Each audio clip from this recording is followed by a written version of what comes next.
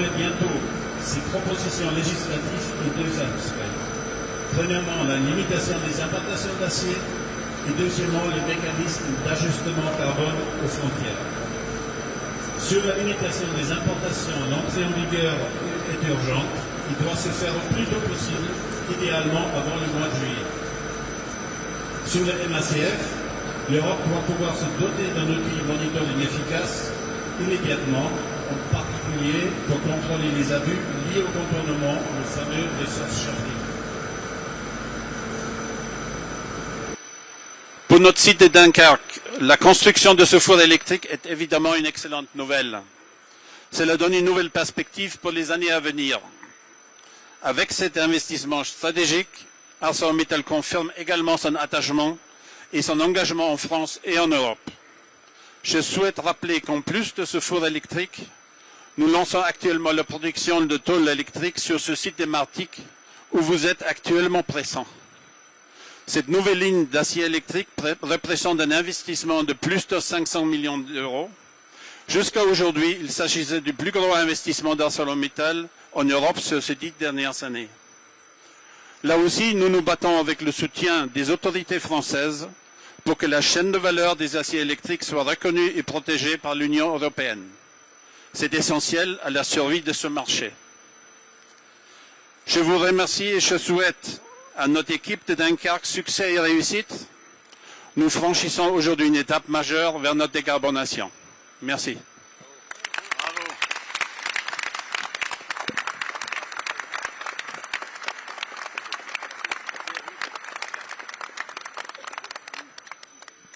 Merci beaucoup. Merci pour ces annonces, ces confirmations et je suis heureux de me retrouver parmi vous. Je remercie les ministres d'être là, monsieur le vice-président de la Commission européenne, nos parlementaires qui sont là parmi nous, monsieur le président du Conseil régional, monsieur le président du Conseil départemental, monsieur le maire Dunkerque, madame la maire, mesdames, messieurs les maires et mesdames, messieurs, vous toutes et tous. Voilà, je suis très heureux de vous retrouver, très heureux d'être parmi vous ici dans ce merveilleux site qui a donné lieu à ce bel investissement qu'on voit ces dernières années et au jour d'une annonce qui est très importante.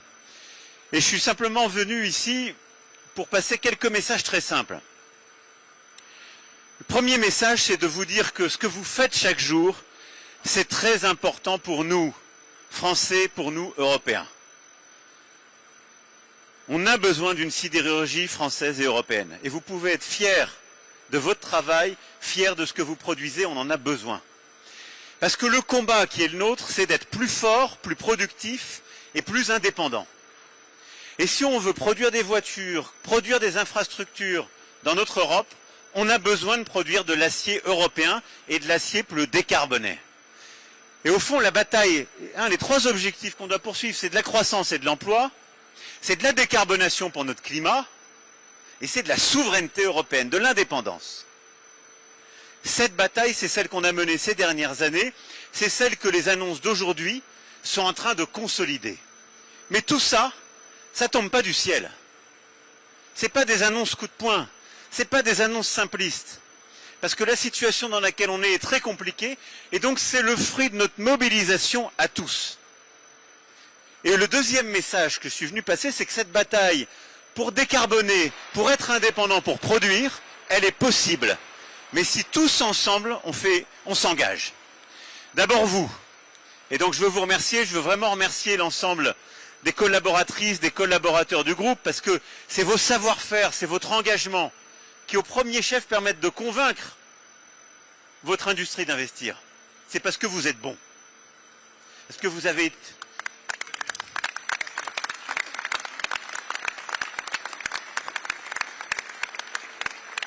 Et donc je sais qu'ici, il y en a qui sont là depuis des décennies dans le groupe, il y en a qui viennent d'arriver, qui sortent d'école, il y en a qui se sont reconvertis, mais vous formez un collectif, ce savoir-faire, ces compétences, c'est un trésor. Donc il faut le préserver. Puis après, on s'est mobilisé, côté français, côté européen, pour défendre, pour pouvoir investir et regarder devant. Et alors, je sais qu'il y en a qui disent, j'ai lu la presse ce matin, certains disaient « Ah, ils viennent d'annoncer un four, il en fallait deux, il fallait le processus hydrogène. » Il y en a d'autres qui me disent « Non, mais il ne fallait pas du tout faire ça, il fallait nationaliser. » Bon. Alors moi, je vais vous dire, je sais d'où on vient et je sais où on était il y a 2 ans, il y a 3 ans. Le moment qu'on est en train de vivre, il n'était pas écrit du tout. Et on aurait pu plutôt se retrouver pour savoir comment il fallait restructurer et comment on expliquait qu'il fallait recycler des emplois. Parce que depuis 3 ans, notre sidérurgie européenne, elle est sous le feu d'attaques et elle est en grand risque. La situation dont on parle, c'est quoi? Depuis la sortie du Covid, la montée des prix de l'énergie. Vous le savez, vous êtes une industrie qui a besoin de beaucoup d'énergie. Ces prix, ils ont flambé en Europe. À cause de la guerre, la montée du prix du gaz, à cause aussi de tas d'autres facteurs qui ont fait qu'on a eu une électricité, mais surtout un coût de l'énergie généralement, qui a monté, qui a fait souffrir notre industrie. On était dans une panade terrible. Deuxième problème, il faut vendre. Et on était sous le coup d'une concurrence déloyale terrible. On avait des pays qui ne respectaient pas nos normes en matière de climat, qui venaient envahir le marché en mettant des volumes. Concurrence déloyale, au moment où on commençait à décarboner.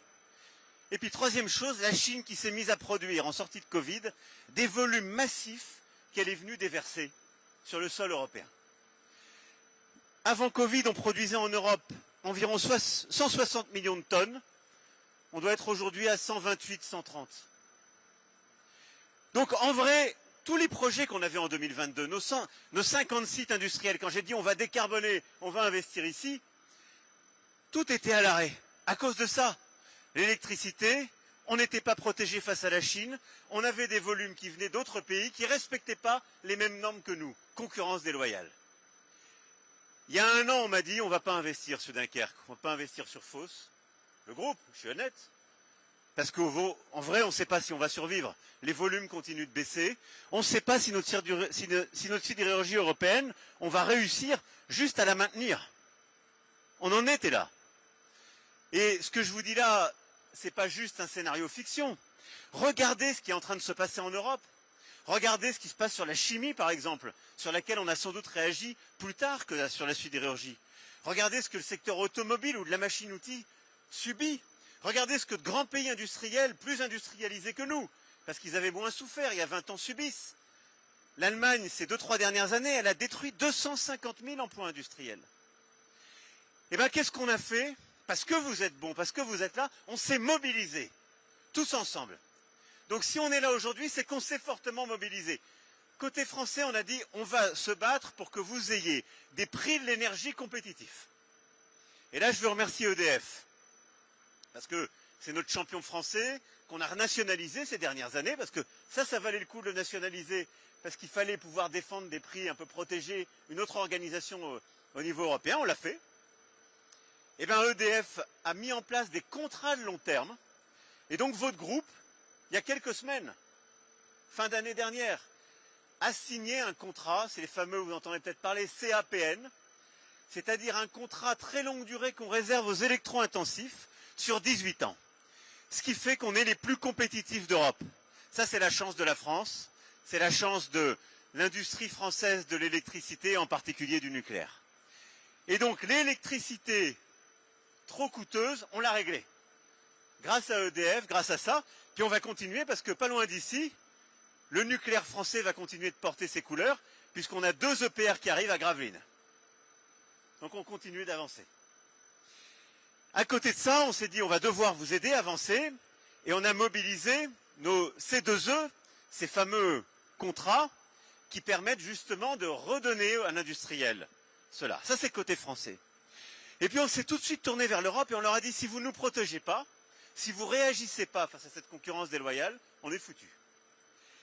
Alors on a mis en place, c'est ce qu'a fait la Commission, un système, vous avez peut-être entendu parler de ces fameuses clauses de sauvegarde. Mais qu'est-ce que ça veut dire? On a dit, on met des quotas en place. S'il y a plus que 13% du volume européen qui est importé, on vous remet 50% de tarifs. Parce que ça veut dire qu'on est en train de casser l'industrie européenne. Et donc on a mis ces quotas en place, ça a été une décision, on l'a enclenchée au printemps dernier, elle a été annoncée à l'automne dernier, elle sera déployée là dans les prochaines semaines. Mais on dit quand sur le marché européen on dépasse 13% du marché qui est importé, on met 50% de droits de douane. pour protéger l'acier qui est produit en Europe, pour garantir des volumes. Ça, c'était répondre à ces fameuses importations excessives qui venaient de Chine et d'ailleurs. Et puis la deuxième chose au niveau européen qu'on a fait, c'est qu'on a mis en place ce que vous avez peut-être entendu appeler ce mécanisme d'ajustement carbone aux frontières. Ça veut dire qu'en fait, on demande aux gens qui importent les mêmes règles que nous. Et on dit, vous voulez importer de l'acier chez nous? Il faut qu'il soit aussi décarboné que le nôtre. Sinon, on vous met une taxe. Et ça nous protège. Ces deux choses-là faites au niveau européen, plus notre prix de l'électricité français, et ce contrat sur 18 ans, plus nos C2E, tout ça a fait que l'entreprise qui hésitait, le groupe qui disait l'Europe, la France sont plus compétitifs, ont décidé de ces investissements. Ces 500 millions ici, sur ces fours, et puis les 1,3 milliard d'euros d'investissement que vous venez de confirmer pour le premier four à arc électrique d'Europe qui est décidé par le groupe. Et vous pouvez être fiers de ça.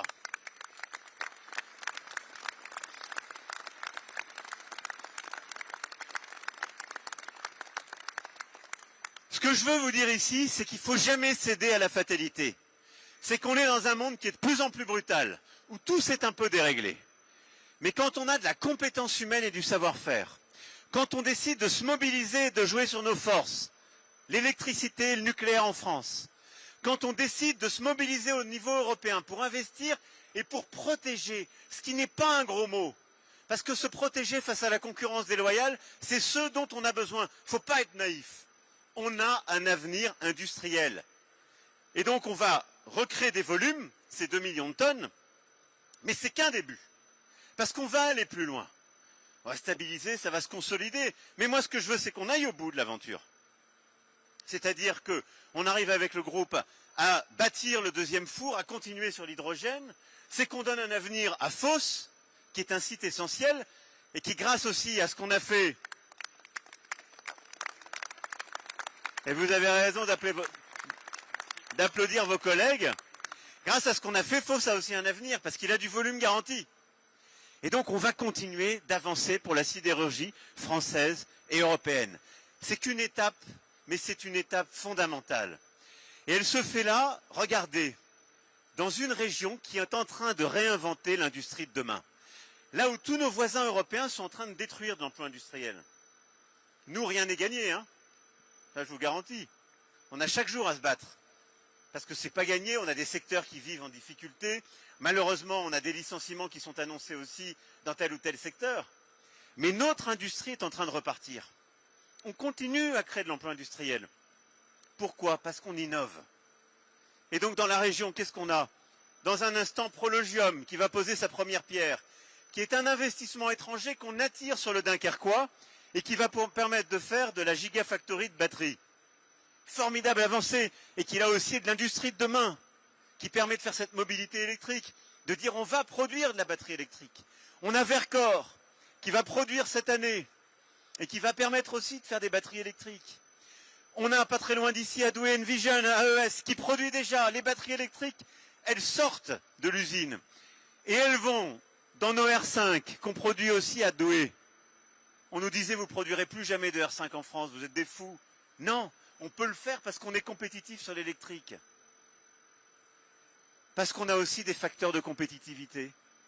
On a Gravelines, avec nos EPR. On a le grand port maritime de Dunkerque, qui est une force, qui est un hub logistique, une compétitivité. Et je pourrais continuer et continuer.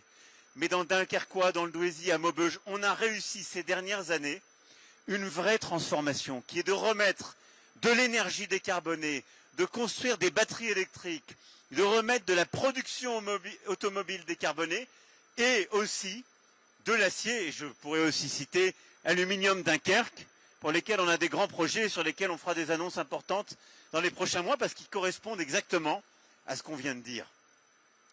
Donc vous le comprenez, il y a pour la région, mais pour notre pays et pour l'Europe, un avenir industriel. Il est possible.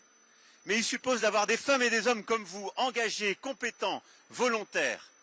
Il suppose d'avoir une Europe qui simplifie, qui est plus compétitive, une Europe qui se dérisque de ses grands compétiteurs, Une Europe qui innove et qui investit. Et une Europe qui protège. Ces 4 piliers de la stratégie européenne, c'est ceux qui nous permettent d'avancer, ce que la France défende, ce qu'on veut pousser avec la Commission européenne et ce qu'on a réussi à faire sur l'acier et qui nous permet d'être là aujourd'hui. Voilà mes chers amis ce que je voulais vous dire, mais vous pouvez être très fiers de ce qui est annoncé aujourd'hui. Moi je remercie ArcelorMittal de ses annonces du jour, de ces 500 millions d'euros investis ici, de ce 1,3 milliard d'euros investis sur ce four à arc électrique qui permettra cette compétitivité. On va continuer, on va rien lâcher, mais vive la sidérurgie, vive l'industrie, vive la République et vive la France!